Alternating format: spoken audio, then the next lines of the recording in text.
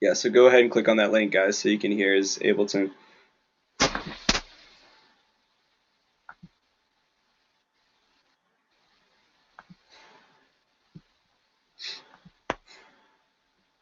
I'll just play the full track from start to end, and then I guess break the track down. Yeah, it's a good idea. All right. Go ahead and play audio, and then if you guys can hear it, we'll just make sure we can hear it first. So Okay.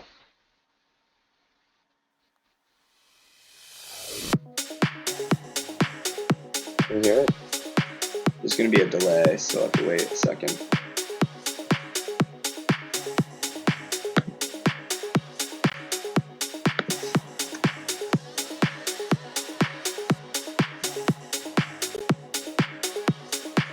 Hold on one second. I'm not hearing anything right now. I think everyone else is. Oh, okay, they can hear it. Yeah, I'll continue on. Okay, I'll figure it out. We're good. Go ahead and play it. Okay.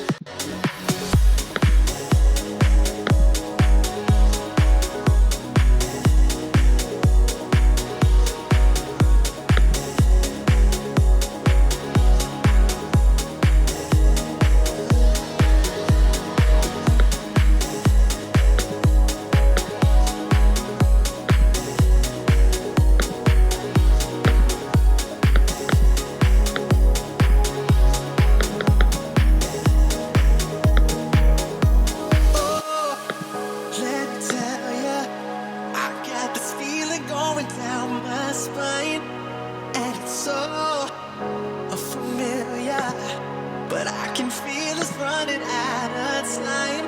No time for cold shoulders, just for your body pressed up against mine, and just let my soldiers find a place of rest within your shrine.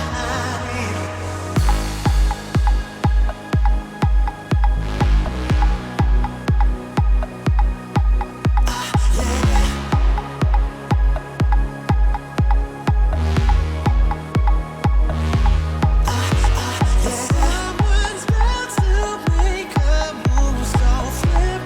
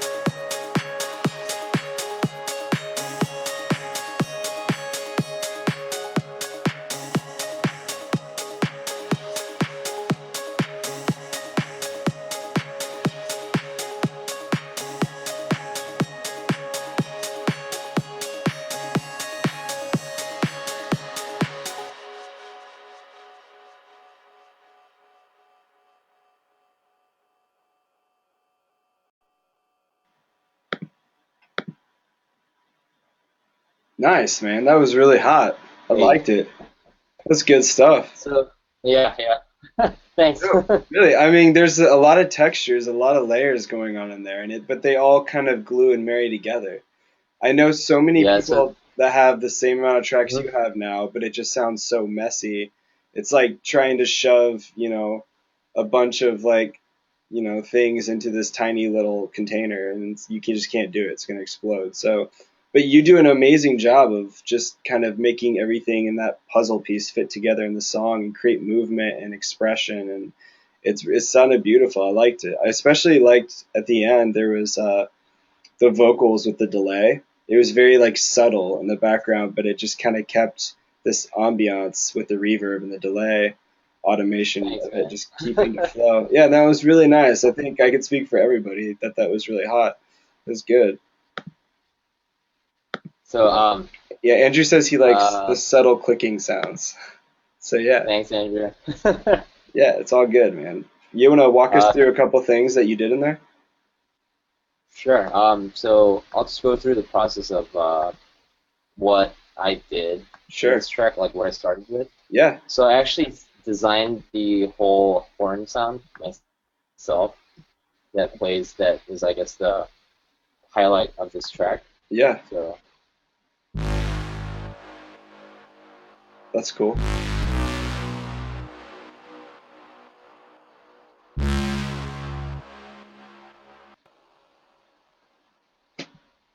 so I guess, yeah. So that's the sound. It's Nice.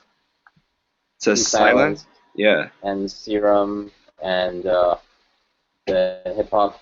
The Ableton hip hop sub bass is, I think, is one of the best subs out there. Just my opinion. What is it? The The Ableton operator hip hop sub bass. I okay, think nice. I think it's one of the best subs out there. This actually I stole from a project file that I found because it sounded really good. And don't be afraid to like use like what other people are using. Like if you do like let's say like a production master class with some artist, and he brings up a preset of some sort, like don't be afraid to like take a screenshot of it, try it out yourself, and then uh, find what fits. Yeah, Because I'm I know a actually lot of artists that do that, and it's not bad. yeah. Honestly, if you scroll over, I'll screenshot that operator for the class. Yeah, Because sure. Yeah, this doesn't fit in one screen, but yeah. just got it. All right, you're good. Thanks. Okay. Yeah. So that, and then I had these low saws. Okay. Cool.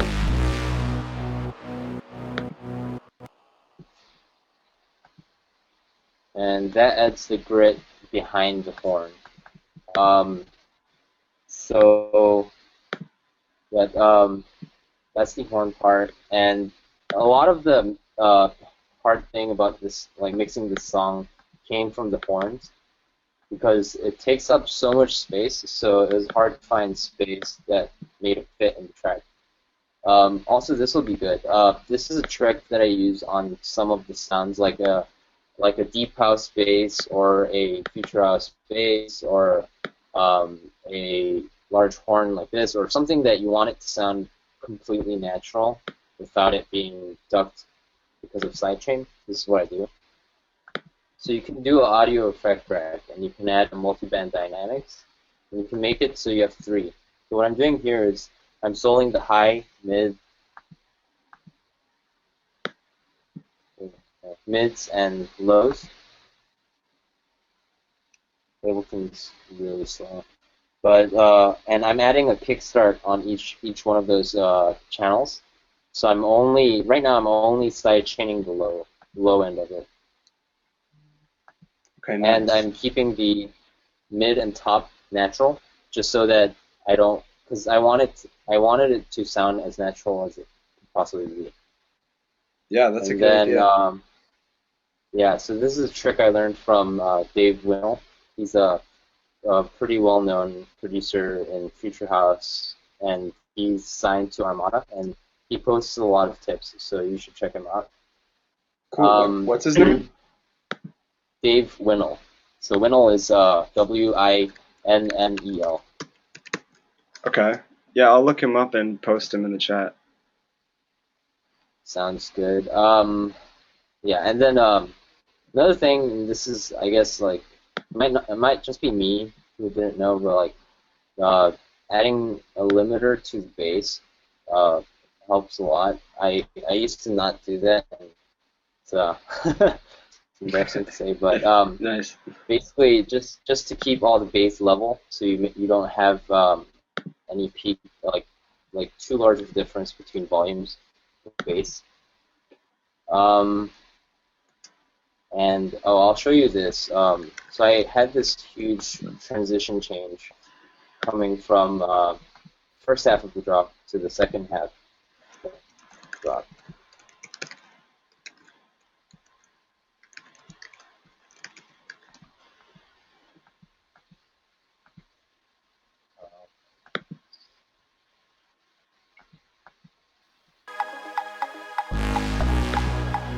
No, I love that idea of using. Oh, sorry. Oh, hold on.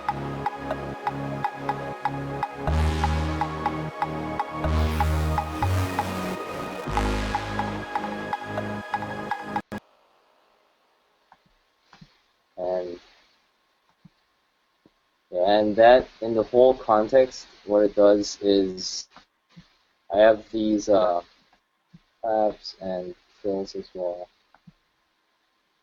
It's called yeah, orchestra. So I added orchestral instruments on top of that, Nice.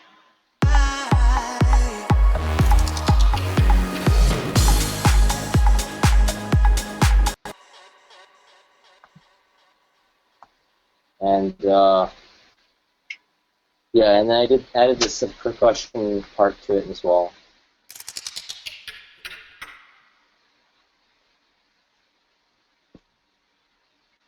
Oh, that's weird. I like that. That's cool. Yeah, and that all adds up together to add this huge fill. But the real like the biggest part for me here was the automation that I did. I did this in like 4 or 5 in the morning when I wasn't really thinking straight. And that's when most of the cool stuff comes out. Um, I don't know if I can show you all of that. It was like a huge, yeah. So that this is my automation for the horn, which is a little crazy. Cool. But basically what it's doing is it brings up the filter. I have a DJM filter, and then I have a Redux, which is like a bit crusher, and then I have an auto pan. So it bit crushes and auto pans left and right, and it adds this movement that with the percussion. What the auto pan does is as it's panning, it's gonna cut out the low end when it pans too much, and it's gonna make it feel like the track is getting weaker. And then I add the orchestral instruments, which drop into the second half, and then you get all of the bass back. So yeah, so this is just like experimentation, 4 in the morning, which worked for me. Yeah, So it makes always sense though. experiment. Yeah. Yeah. Always experiment. This is my trick. You can use it as well, just like a Redux, and then a pan, and then a filter. And this is free, by the way, so you should get it from Extra, which is this is good because it sounds exactly like the Pioneer DJM filter. Um, Cool. What's it called? It's by Exfer. Extra, yeah, it's the same company that It makes made Serum. Serum and OTT. Yeah, Yeah. Yeah, yeah, that's yeah, yeah, interesting. yeah. I keep finding random plugins that they're releasing that I love. I mean, I gotta check out more of their stuff. Really. Steve, yeah, Steve do that's really, really good. So that and uh, oh, another highlight for me on this track, I think even more than the horns was the so I called it underwater because I thought of this space as being like an underwater piano, I guess. But yeah, apart from this automation, this is what the piano sounds like.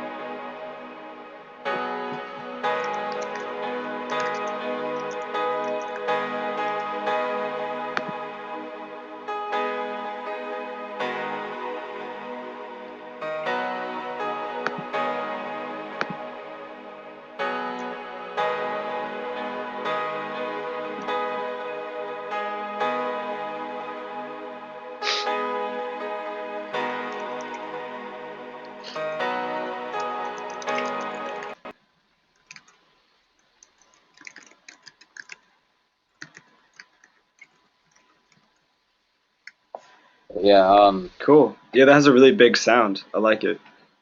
yeah, I pictured it being like very underwater. Uh, and I really broke the rules for this, so I guess this is a good example because I usually my rule is to keep all my reverbs and echoes or delays in the return channels, but I felt like it worked this way, so I just put it. Yeah. Um, I didn't really do much EQing because I wanted it to sound as natural as possible, Hmm. and then and then yeah, this plugin is really good. So it's called the True Piano. So Neo Piano is just the plugin that opens it, but if you search for True Piano, I think it's on Google, you can find a download for it. Okay. And this piano is really sweet. Like it sounds very like a real piano. Cool. Um, and then this I'll add this part as well, which is it's the biggest, basically the second build.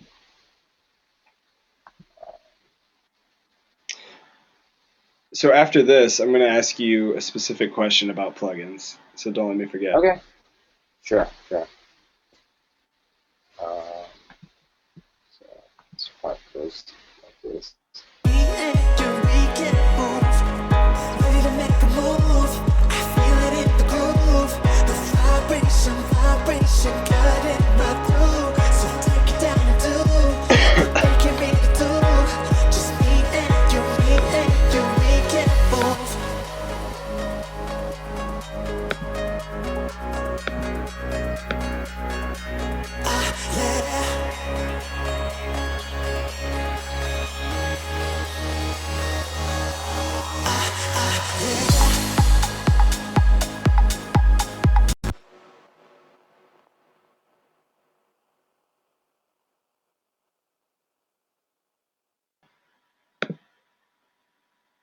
Yeah. Yeah. So basically, that was another part um, that I added to the track as well, and it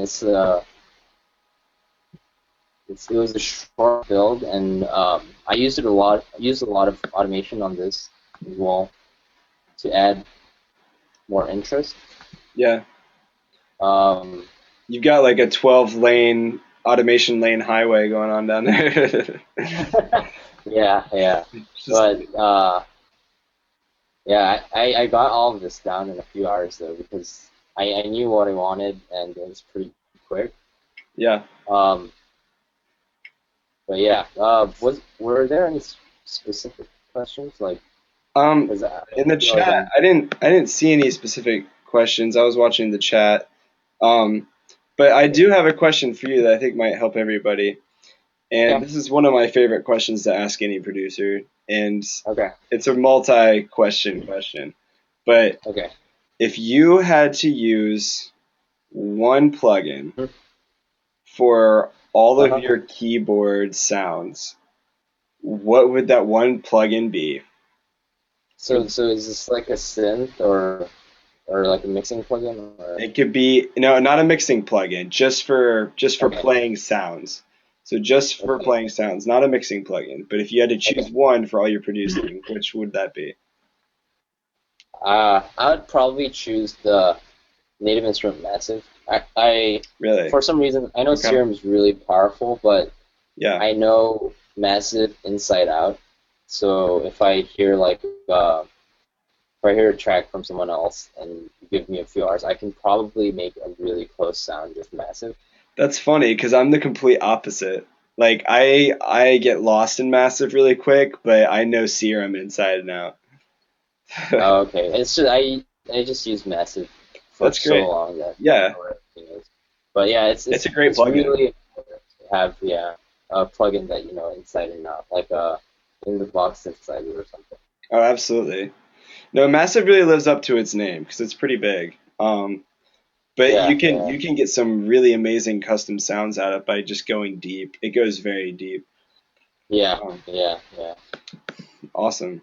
That's okay. That's good. That was one of the questions. So Massive is Okay. would be your one choice. Yeah, yeah. if I had one choice, I probably would choose Omnisphere. Um, Okay. but I would be freezing all Omnisphere my is good. tracks pretty much. I'd have to freeze all my tracks after I made like 10 of them because even though my computer is a workhorse, Omnisphere is a DSP hog. It eats up a Yeah, lot of your yeah, computer, and it's expensive. But yeah, yeah. it's very it's user friendly, but it's deep at the same time, which is why I like it. And the presets in Yeah, there are incredible. Presets. yeah, yeah. But that would be my choice. Okay, so next question. If you hmm had to choose one delay plugin, what would your one delay plugin be? Echo Boy hands down. Oh yeah, dude, Echo Boy is the best, isn't it? Yeah. Oh my I word, told you I love Sound Toys. Like Sound Toys is so Sound Toys good. is so good. It really is. I've been telling the class Yeah, that since day one. You can ask them. Sound Toys is a game changer. In fact, I think yeah. we're going to Just end up doing a series on Sound Toys in the next month or yeah, so. just buy it. Like you can never go wrong with Sound Toys. Just buy So it. That's the best advice tonight we could give. Just go buy it. yeah. Yes. Okay.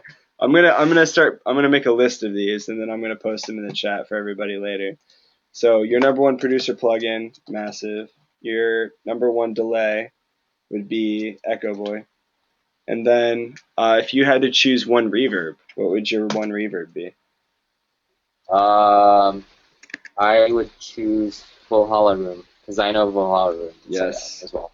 That's exactly what I would choose too. Valhalla. And we actually looked at Valhalla Room too. We used it on the song that the class produced together. So Oh, nice, nice. reverb would be Also, Valhalla. also, yeah, check out Valhalla Shimmer if you have a chance. That's how I made Yep. this piano sound, basically. Yeah. Yep. Valhalla Shimmer is amazing. We looked at that in class too. Yeah. Yep. Okay. Okay. We're all on the same page here together. This is good. Okay. Okay. So Awesome. yeah, that for the reverb. What would be your number one distortion or saturation plugin? Okay, this one's hard. That is a hard one.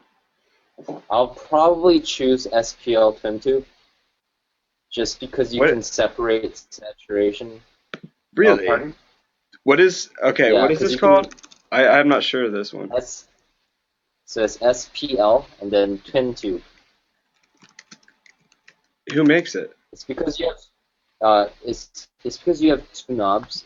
I don't know if I have it on my laptop, but basically you have a knob for adding harmonics and a knob for adding saturation. Oh, That's why this is a UAD plugin. is it? Maybe I guess maybe. Do you I use never like do you use I got it from Plugin Alliance.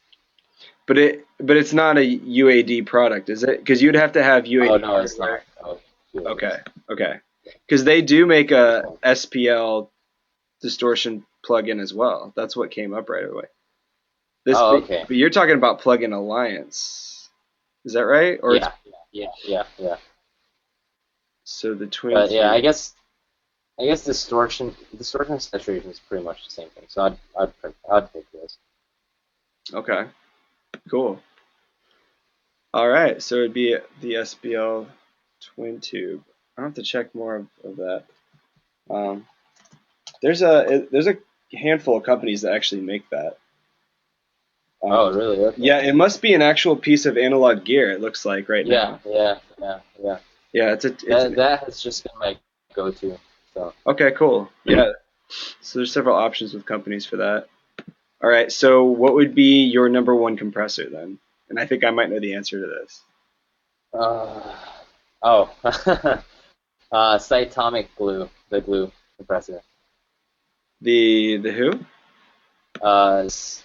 Cytomic, the glue. Yeah. It's just called the glue. The glue. Yeah. And actually, I'd pick the Waves SSL. I'm using this because I don't have the Waves SSL right now. Interesting. Yeah, But if I had the Waves SSL, I'd do the SSL. I'm not real familiar with the Cytomic. That's really cool. I just posted it in the chat. This is something that This we is haven't like a looked at yet. dance musician's compressor, I guess. Okay, But cool. like a lot of dance musicians use this stuff. Interesting. All right. It glues the tracks really well. So Cytomic glue.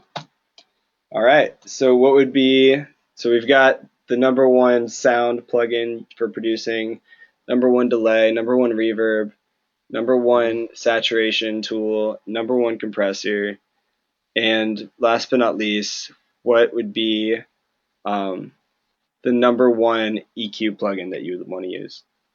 Oh, Fab Filter Pro Q2. That's like Absolutely. you can't get better than that. No, it doesn't get any better. And it's beautiful to look Yeah, at yeah, too. Like some yeah, yeah, plugins are inspiring and some plugins are just straight up ugly. But Pro yeah, Q2 is the most beautiful plugin I think I've ever seen. yeah, yeah. I tend to use a lot of EQ8 from Ableton stock nowadays as well, but Okay, I mean really? Fab Filter Pro Q2 is, I mean, it is the best. So It's the most surgical EQ I think that has ever been made in the plugin yeah, world. yeah, yeah. Yeah, True, true. I was showing some of the students about how you can hold your cursor over the frequency Mm, range and then it'll catch it and you can see the full spectrum of the highest peaks. And then you yeah, can go and you can click on one tiny frequency and cut it out if you wanted to. It's amazing. yeah, yeah. I actually end up using it sometimes to tune Hmm. my kick drums to the song, which Yeah, sounds yeah. weird, but somebody showed me that trick where literally if you just make a small boost where you want the kick drum to punch a little harder, then Hmm. you open up the keyboard on the bottom left and you can drag and drop it on that boost that you have to that specific note, say if it was a D or something that you wanted to play on. And it actually makes a very subtle difference. I noticed that. Damn, yeah, that's awesome. Yeah, yeah. It's just really powerful. It's really good. Yeah, for sure. Cool, man. That's awesome. Well, thank you. Those are some really solid tips and tricks. Is there anything else that we didn't get to that you wanted to share? Uh, I guess music-wise, I guess for this walkthrough, I don't have a lot. I guess, oh, this is a good tip. When you're making a track, I didn't do it this year, but or actually I did. This is a trick I use. It's called the mono to stereo trick. Um, when you're going into the drop. So here's what I did. When it's building, what I like to do is I use the isotope imager for this, but you can have it so as it goes into the drop, it would build up so that the bandwidth would go to near like -30, -31, -35, and then when it drops back in, you have it back to normal. What it does is it narrows the song a bit and then brings it back to how it was originally and makes it sound wider than it actually is. That's a Because really our great ears get tip. tricked by that. That's a really So nice trick. I've never thought of doing that before. That's you awesome. can do this in 4 minutes. It's really easy, but like a lot of artists do this. So another thing there, and then another trick is I have Voxengo Span, and this is really good for just looking at your whole spectrum, music-wise. And I know you're not supposed to don't rely on your eyes too much when you're making music because people are going to listen to your track, not look at your track. But it always helps to have like correlation meter and a like you're able to look at your RMS value and you can look at your spectrum. So it's a free plugin too. So you should look into this as well. No, that's cool, man. I love that. That's good. Some good tricks for sure. Yeah, but Andrew asks, is there uh, any way to adjust stereo width with built-in Ableton effects? Um, just stereo with built-in Ableton effects. yes. Yeah, actually, yeah, I should show a trick that I do for someone. I don't know if I did it here, but um, sometimes what I do is,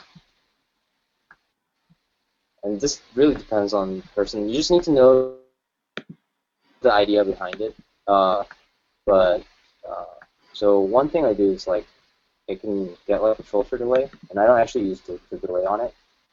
And I do something like this. Make sure that they're on different regions, and This is called the Haas effect. Basically, you pan one thing left of the same sound, one thing right,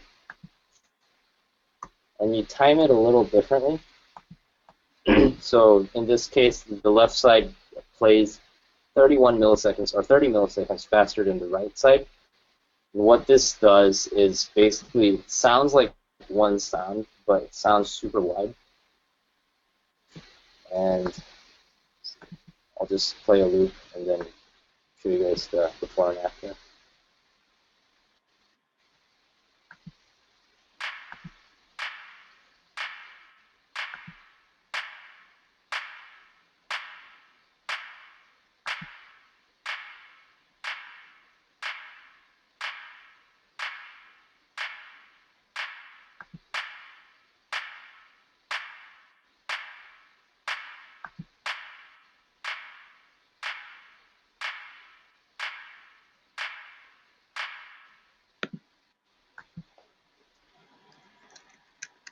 Yeah, I don't know if you guys heard that, but it's basically the idea is to add one side of the sound, make a little bit slower than the other. The best sweet spot is around 22 milliseconds to 31 milliseconds, and that can make it a little bit wider. And if you want to make it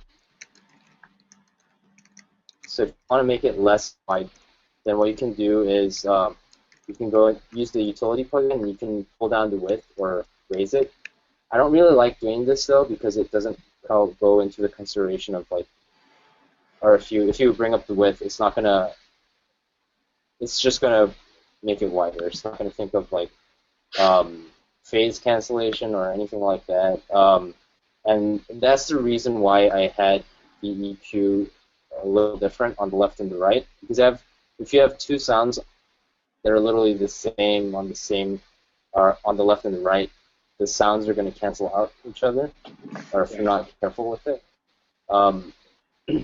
And so if I'm bringing something to mono, especially like a bass sound, I press the left and then I pull down the width.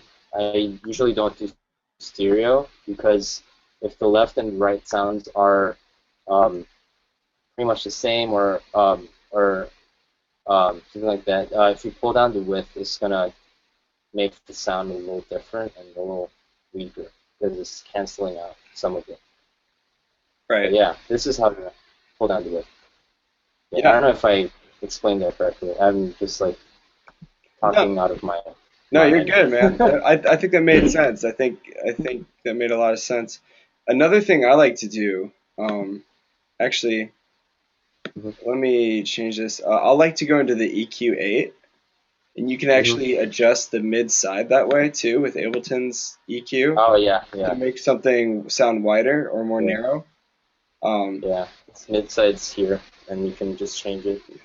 yeah, so you can do that on the EQ actually. Um, but I'm going to actually take back the presenting.